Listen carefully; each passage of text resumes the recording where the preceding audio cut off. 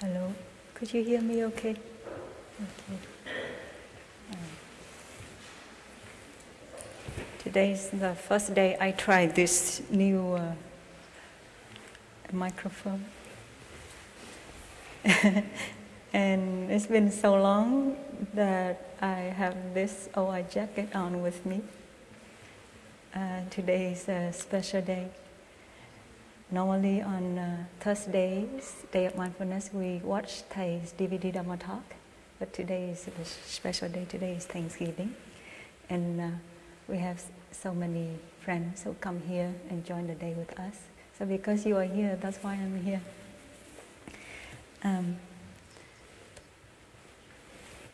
Could you sleep well? Okay. You sleep well last night? I heard that some of us arrived late yesterday. You sleep okay? Mm-hmm. Seems that there's a family coming here with us. Right? Please raise your hand if you come with your family.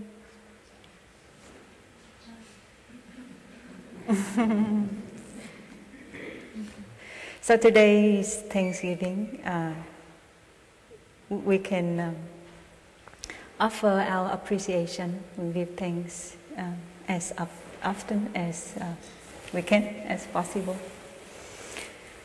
And let us enjoy 3 sounds of the bell so that we can give rise to this awareness. Today should be a joyful day because Thầy says that as long as there is gratitude in our heart, then we are happy people.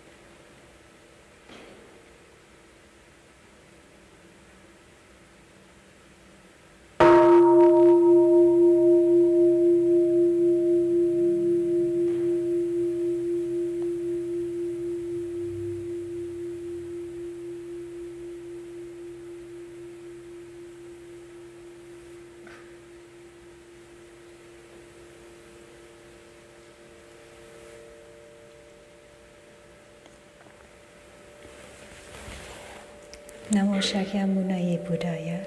Dear respected Thầy, dear brothers and sisters, dear friends.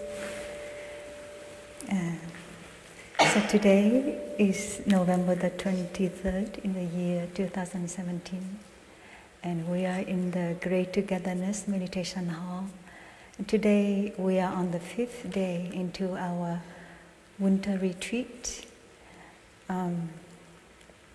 Maybe many of us who know the Sangha and know that the winter retreat is mainly for monastics, so that they can have the whole 3 months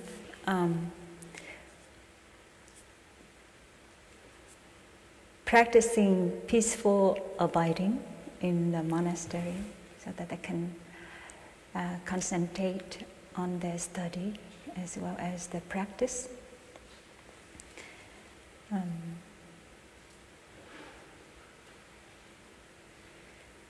So before the winter retreat, we had quite a lot of meetings about how we want to organize our winter retreat so that it can be a peaceful and also fruitful one for every one of us to benefit. So we also would like to encourage our friends to also give aspiration or make commitment to come here and join us for the days of mindfulness. For example, at least once a month. Yeah.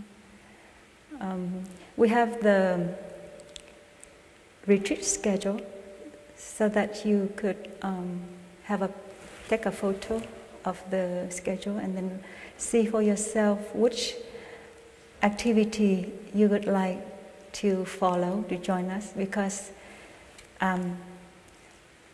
right now we have the international Plum Village centers in France, in Germany, and our 3 monasteries in the US are practicing a 3-month winter retreat, peacefully dwelling in our monastery.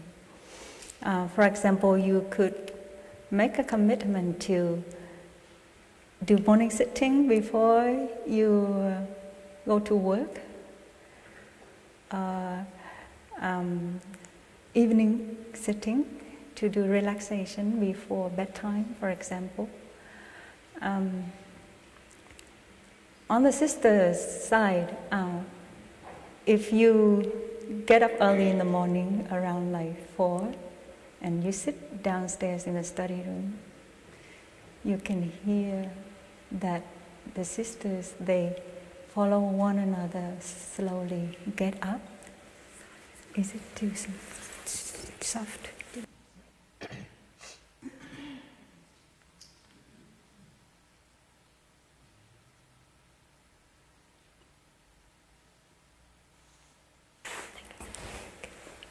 Hello.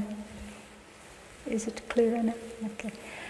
And the sisters, they follow one after another to slowly rise before dawn, the day dawns, to just quietly enjoy the cup of tea, enjoy sitting in a quiet morning and the study corner. So we inspire one another to, besides to participate the Sangha schedule activities, we also make our own schedule so that we can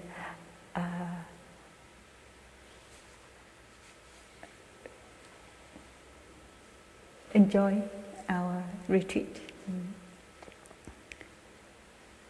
And for this year, on the sister side, we have Tuesdays as a day we practice no car, no use of cars, and also no personal internet day, so that we can focus on our practice as our study of the precepts.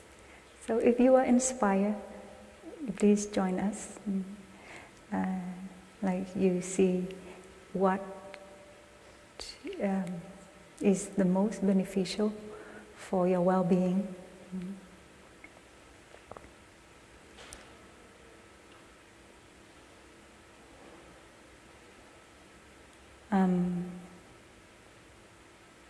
Today is also the day we have the anniversary of the passing away of our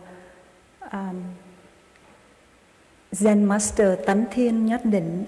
Okay, let's see how many words of great that we say. So this is the name of our teacher Thầy, right? And his teacher is the Zen master Thanh Quý Chân Thật. So in our tradition, sometimes we call Thầy, like our spiritual father, right? So this is our grandfather teacher. Our great grandfather teacher. So our great. Can you help me? How many great words that we should use? Great. grandfather teacher. So today is the anniversary day of Zen Master Tan Thiên Nhất Định. He passed away in 1847. So it's like 170 years. It's been 170 years now. And the English name for Master Nhất Định is concentration on oneness. He is the founder of our root temple called Từ Hiếu Temple. And our teacher Thầy is from there, from root temple. So the Zen Master Nhất Định is very known for his love for his mother.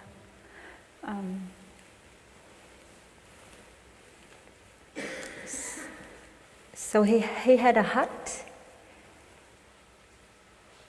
and practicing, and he also had his mom stay with him. He took care of his mom, and one day his mom was sick, and she needed some nutritious food, and the Zen Master knew that his mom liked rice soup with fresh fish. So out of love for his mom, he went to the market and bought a fish and carried the fish all the way from the market to the hut, to the temple, and cook for his mom. So you can imagine the people in the market seeing a monk who is supposed to eat vegetarian, practicing loving kindness, compassion, and carrying the fresh fish. But they didn't dare to say anything in front of him. But then they started gossiping about him behind his back. But he, as a Zen Master, he's very free. Yeah, he's free. He knows what he's doing.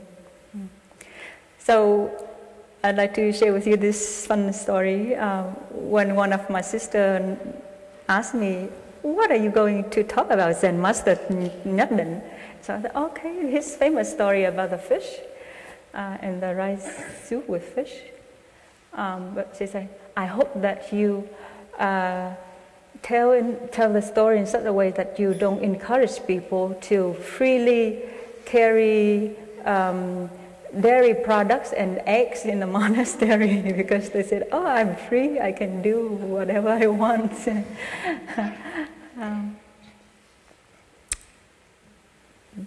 But then, so it's the same is true with like somebody who is supposed to practice stopping when we hear the sound of the bell. And then that person may say, "Oh, I'm free. I know what I'm doing, so I don't have to stop in order to breathe when I hear the sound of the bell." We see the difference when a Zen Master, they are like enlightened ones, so they live the practice, whereas we live most of the time in forgetfulness. So we have to practice. Our practice is like on and off. Our energy of mindfulness and concentration is not as strong. But then for the Zen Masters, they don't have to practice, but they embody the practice. Their life is the practice, so they are free. And so you see on the altar, there's the painting, the picture of our Zen Master Nhất Định. And today, after the Dhamma talk, we will make some offering, and we will have a ceremony to also show our gratitude to our great grandfather teacher. And so it's quite linked together, the Thanksgiving Day and also the anniversary day of our great grandfather teacher. Okay, and why the root temple is named Từ Hiếu? Từ is for loving kindness, and Hiếu is for filial love. Filial love. So the king of Vietnam during that time was touched by the virtuous action of the Zen master, so he named the temple. So later on, the hut became larger and became a temple, and was named by the king.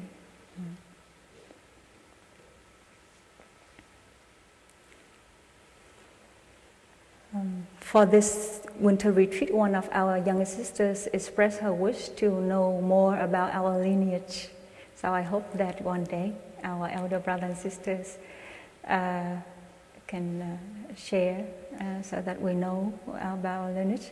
I noticed that Brother Mạnh Tuệ, who is sitting at the back of the hall, he's from the root temple in Huế, and he just moved from Deer Park Monastery here to join the Sangha here. So I hope that someday you would be kindly offer us some sharing about our lineage, like the lineage name or the Dharma name and the Dharma title. Because of the limited time, I am not going too detailed into our lineage. And I wrote on the board this gatha. This is the lamp transmission gatha that Zen Master Nhất Định transmitted to our grandfather teacher, Zen Master Chân Thật. To apply the law, flexibility should be there, and we are not caught in our means. In each situation, we should make good use of our right thinking.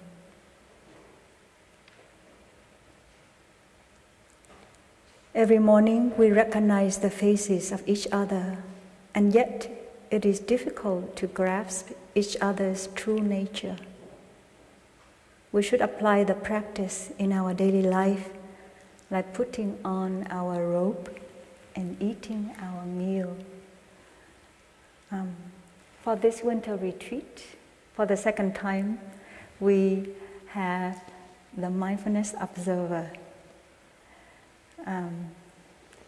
So she will prepare a kind of attendance sheet to mark our attendance of the daily activities, we call daily practice. So if we are not caught in the means, we may think that, oh, I don't want to be watched over by a police.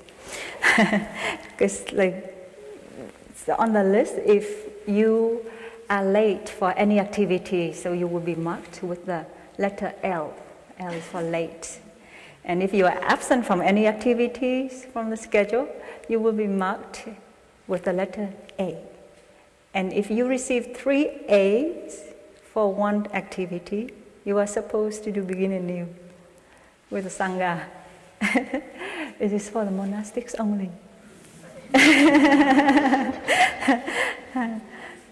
So it seems,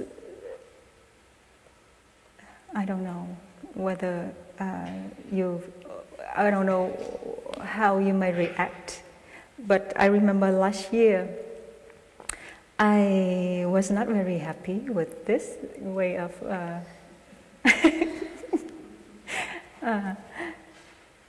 observing the practice of mindfulness. So at the end of the retreat last year, I was among the 3 sisters who was absent the most of the activities. But this year I make a vow to be a good practitioner.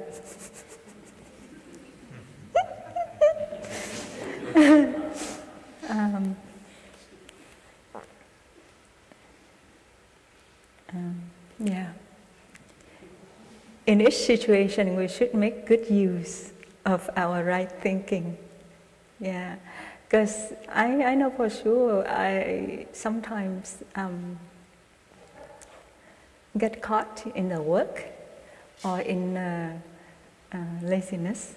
So I just compromise with myself. Oh, it's okay, I'm tired, my back aches. And it's so cold and windy in early morning, so it's okay just to sit in the study room by myself. I don't have to join the Sangha to do morning sitting.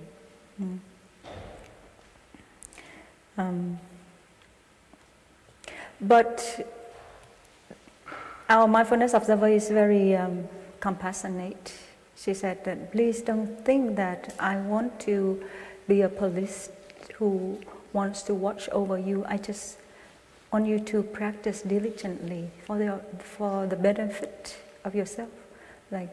And if for whatever reason you cannot participate in the activity, just come to me and communicate with me that you are not able to be present for that activity.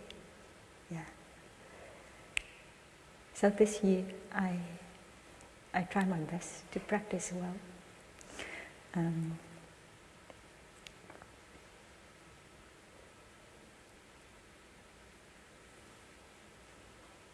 Today is a Thanksgiving Day. What do American people usually do on Thanksgiving? Yes? You raise your hand. Eating. What did you just say? Eat turkey. We don't have turkey here. I hope there's some tofu key. I'm not sure.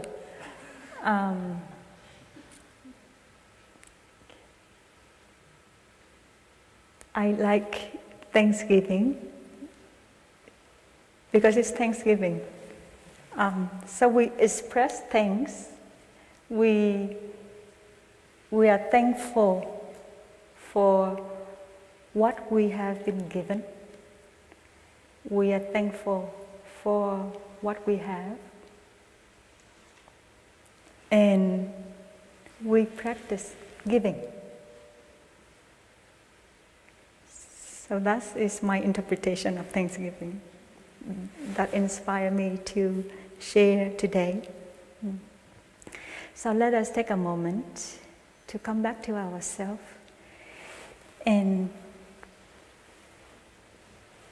give thanks to either our loved ones or to ourselves. Sister Nghiem is inviting one sound of the bell for us to come back to ourselves and give rise to our gratitude.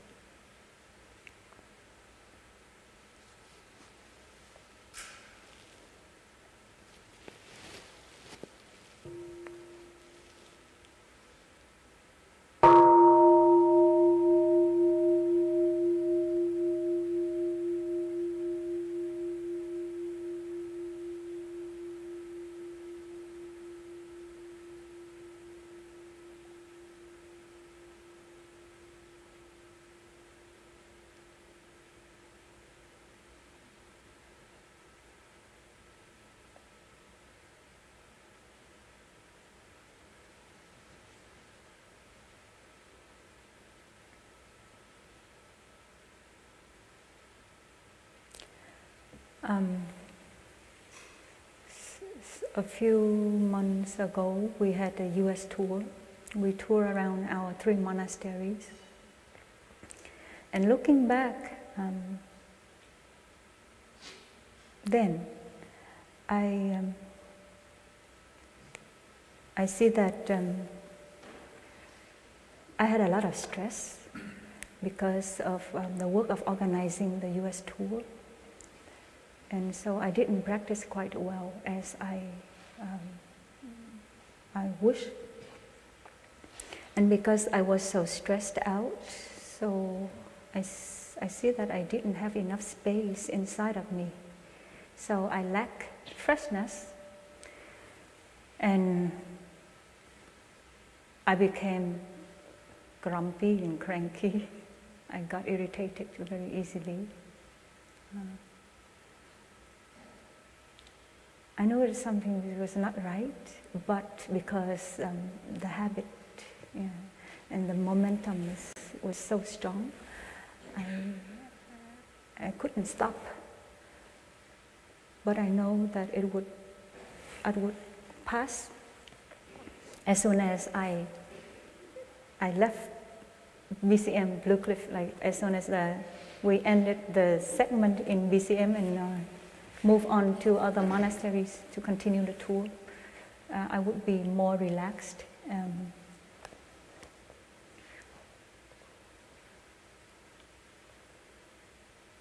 And I still remember my roommate sister. She also tried to take good care of me. She knew that I wanted to practice. I know that I was stressed out. I got irritated easily, and I wanted to do something to take good care of me.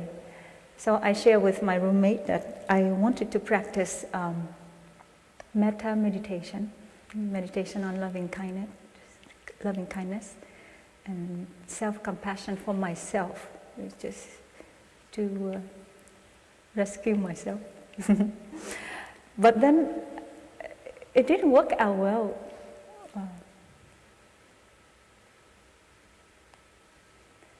And as a result, I had severe back pain. You know that most of the cases that we have back pain is because of stress. So I had some time for home visit after the tour ended, and I had a chance to take care of my health. And miraculously, the moment I returned home to Blue Cliff, and we started the preparation for the winter retreat with a lot of aspiration, because we know that the winter retreat is for us monastics. So the pain seemed to be like lesson and lesson. I felt better, a lot better. I feel more relaxed. So I feel so grateful. I feel so grateful for my body.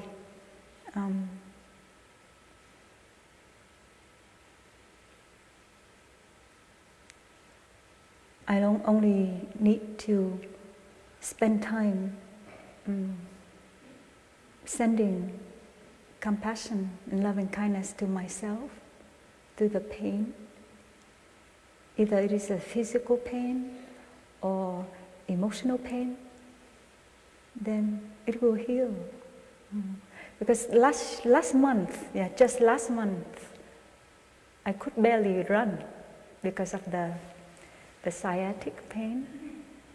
And at one point, I was so hopeless. How could I continue to do sitting if I have this kind of pain that prevents me from doing sitting? But then now I can sit with the Sangha. I sit on a cushion for 45 minutes. So it is like a miracle. I feel so grateful for my body. And on the tour, each segment, I had a chance to meet our brothers and sisters from other monasteries. We exchanged words. and we had deep sharing. So something shifted in me, like helped refresh my energy. And also I met our lay friends. In Magnolia Center, our brothers and sisters call our lay friends who've been practicing with the Sangha for so many years, uncles and aunties. They've been long-term, faithful students of Thais, long-term, faithful Sangha friends. And every time we have a tour, they always come and support us. So when I see them, I touch the love, the support that they have for Thai and the Sangha and the brothers and sisters. So even though at some point we were so tired, then we thought that, we don't know whether we would have the tour. But then our friends, they expressed their wish to continue the tour, and they would offer support if needed. So that helped me refresh the energy. Yeah.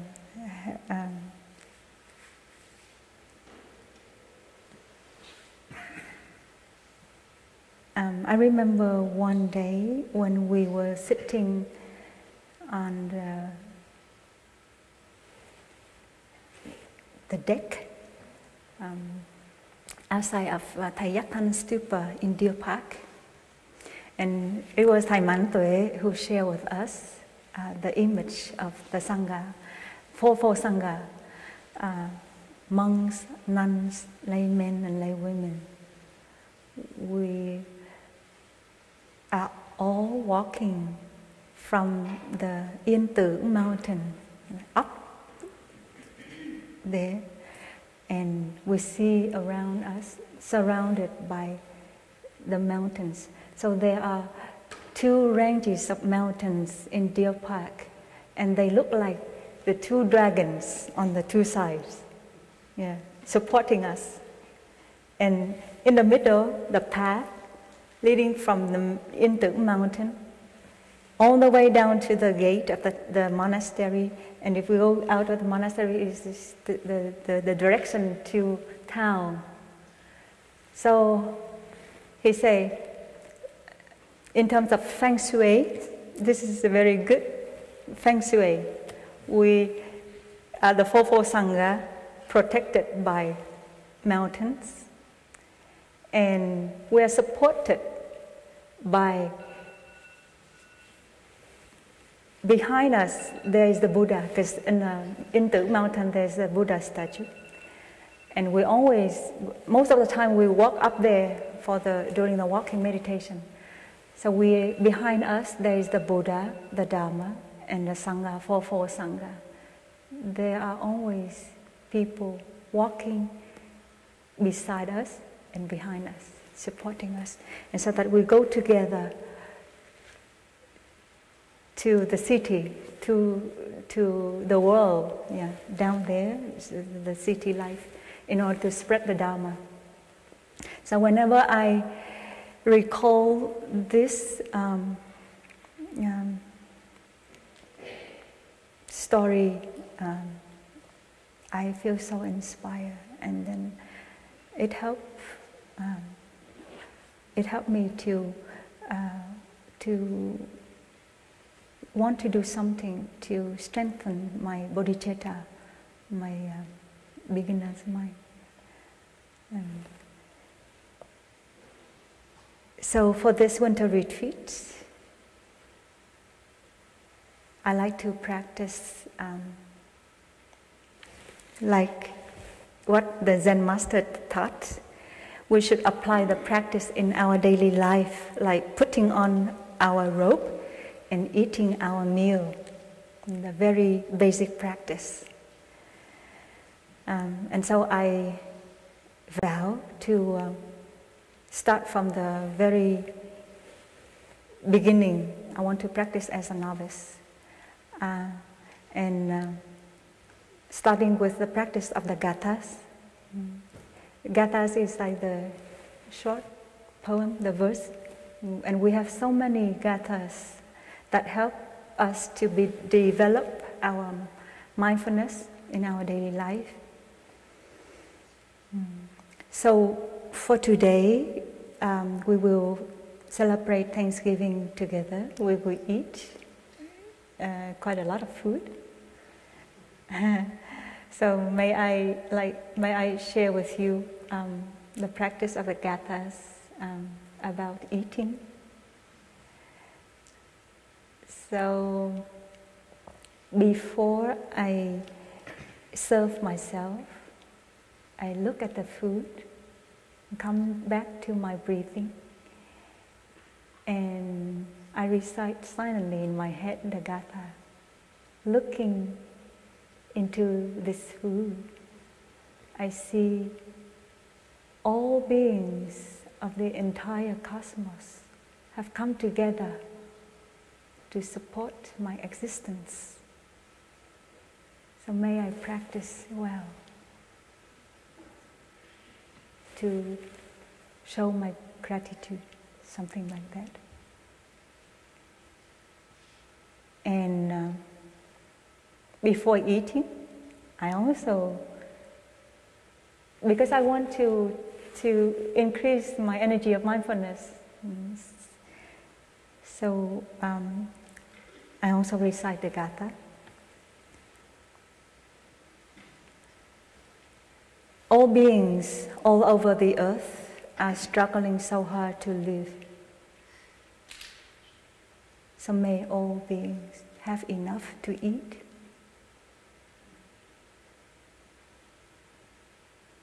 And after I finish my meal, I also recite the gatha with my in-breath and out-breath. I'm aware that all my meal is now finished. I feel satisfied. And the four gratitudes, the gratitudes for my parents, for my teachers, for my friends and all beings, I keep in my mind, and I vow to practice for the benefit of all beings.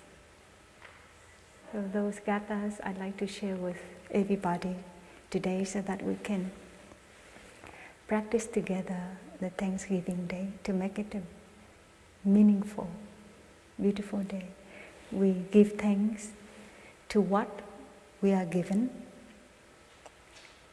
and on our part, we also practice generosity. We practice giving.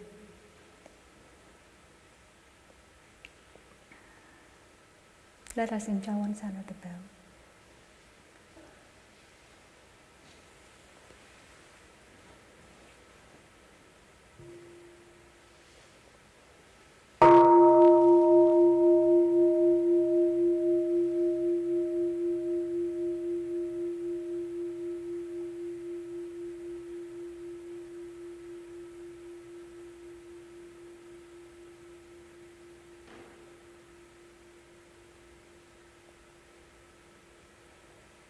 So why I choose this year the practice of reciting the gathas in order to increase my energy of mindfulness?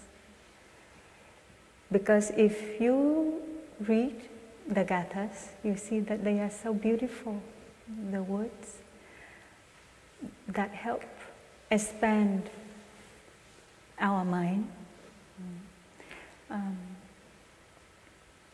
It is so beautiful that our mind can go to the direction of developing loving kindness, compassion, joy, and equanimity, and the four immeasurable mind. So to help us to expand our mind and to beautify the landscape of our mind. So that's why I choose the gathas to practice. And when I practice the gathas, I see that, oh, each gatha is a prayer. May all beings have enough to eat. So each prayer is a prayer. Each gatha is a prayer. And in some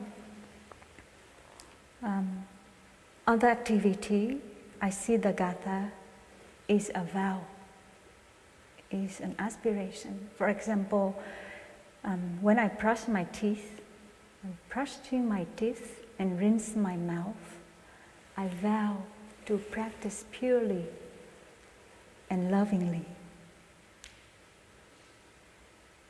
And when my mouth is fragrant with loving speech,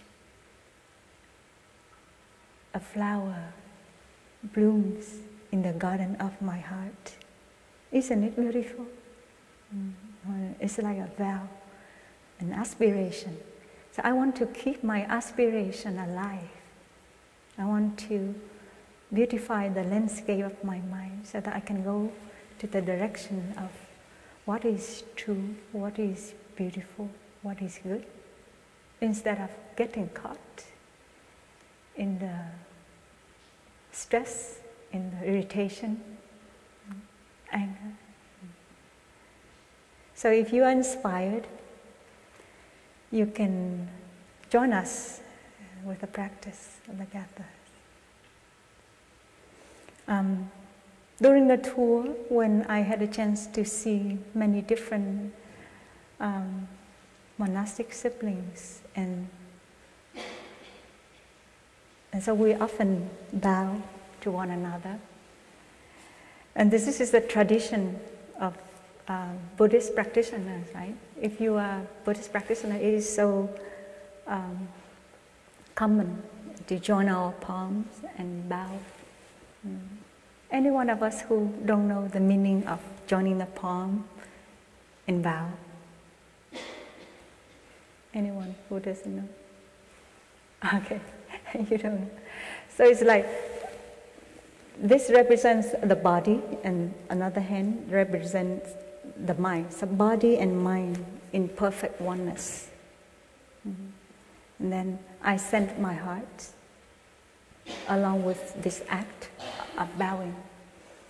So one day when our sister said that, let us turn to the Buddha's altar and bow to the Buddha. Of course, if we are practitioners, it is so understandable, so easy for us to bow to the Buddha, our root spiritual teacher.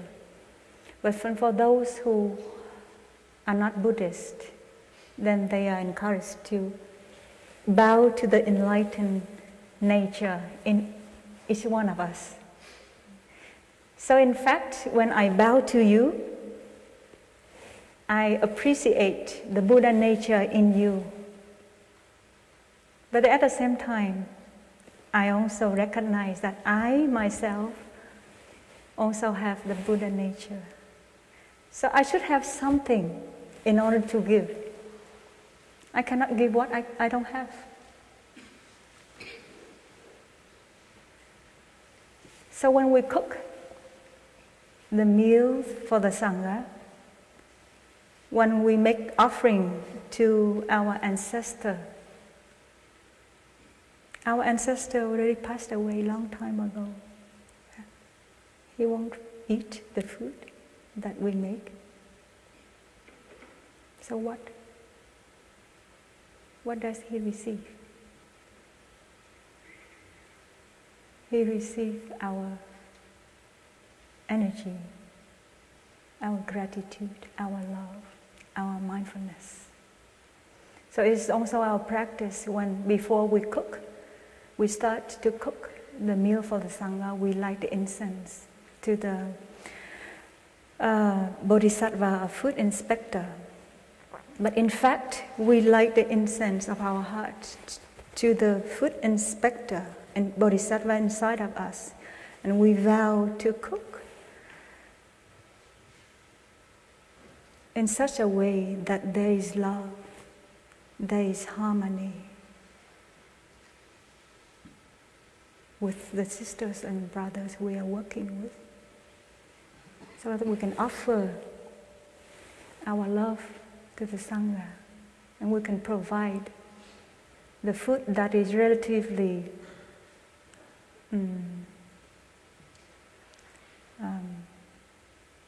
suit the needs of our Sangha members.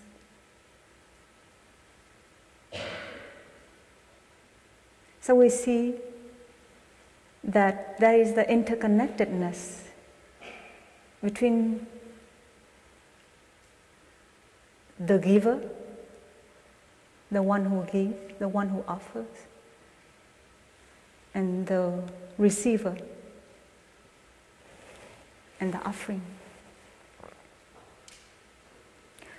I enjoy cleaning the toilet. I enjoy cleaning the floor. But soon after I clean the toilet, the floor, I am the first one to enjoy it. I see it so clearly for myself. I want to be the first one to use the toilet after I clean it. When I cook a dish, my favorite dish, to offer to the Sangha, right? I'm the first one to try it. Yeah. So, the choice is up to us, what we want to offer.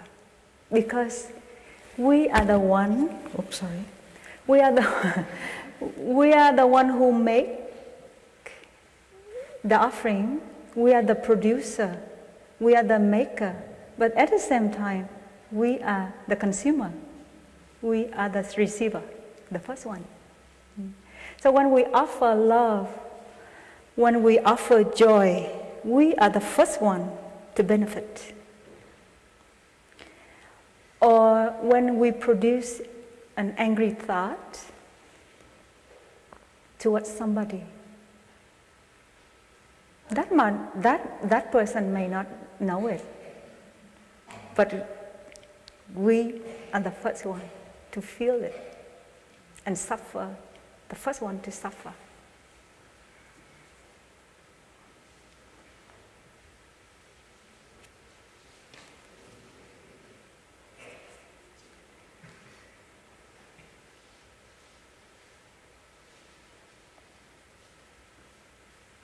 So for today, another point that I'd like to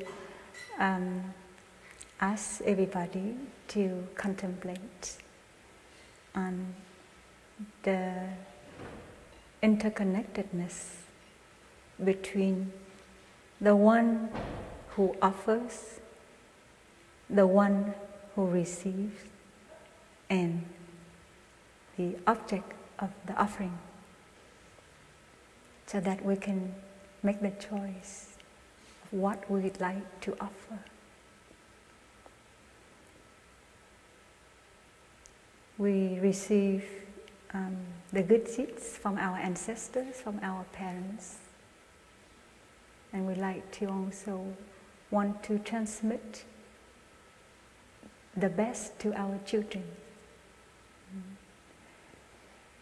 And if we receive the not so good seeds, so it is our practice out of compassion for our ancestors, for ourselves, and for our children. We want to transform. We practice to transform in order to transmit the best to our children. Right? So another gatha I'd like to share with you before I end this sharing today.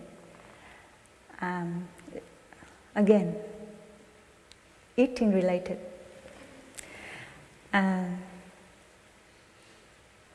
So many of us know about the 5 contemplations before eating, right?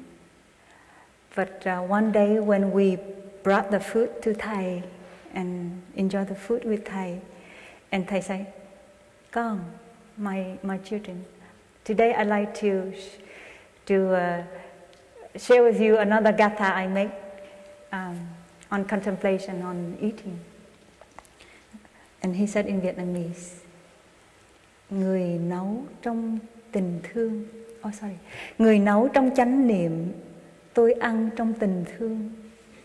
Người nấu trong tình thương, tôi ăn trong chánh niệm. Người nấu trong tình thương, tôi ăn lòng biết ơn. So in English, I like to roughly translate.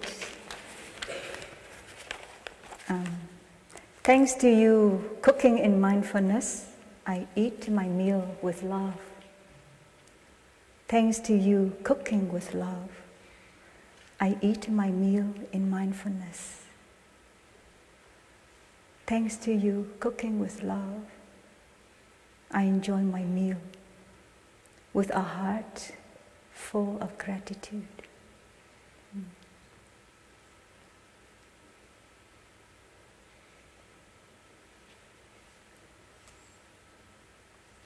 When we have gratitude in our heart, we have joy, we have happiness so that we can offer. Right? So it's not something new or special, the daily practice. What I share with you is very basic, nothing special, nothing new. But being a nun for 15 years, it's not that I always practice well. When somebody bows to me, sometimes I feel, oh, it's khách sáo. Oh, I don't want us to be like guests to each other, too formal. I have that feeling inside. But then, when I come back to the mindfulness practice, I realize that, oh, this is an action of appreciation. So it depends on the way we look at things. Right? If we change the way we look at things, the thing will change. So when we look at the two parallel sentences on the wall of the meditation hall, if we see things with the fresh eyes, with a fresh look, then each time we see things, each time things become something brand new. So that's why I have the aspiration for this winter retreat to come back to the basic practice, and first of all to practice the daily activities by reciting the gathas, because I like mindfulness to guide me as I move through my day. As it is said in the morning chant, this is the new day, we vow to go through it in mindfulness. And so the gatha is to help me to dwell peacefully in mindfulness. So I wish that you also join us with the practice.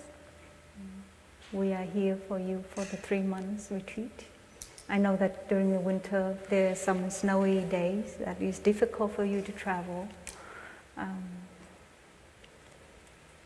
But then if you are at home and you are aware that the Sangha here is practicing diligently, then you could also join us from afar.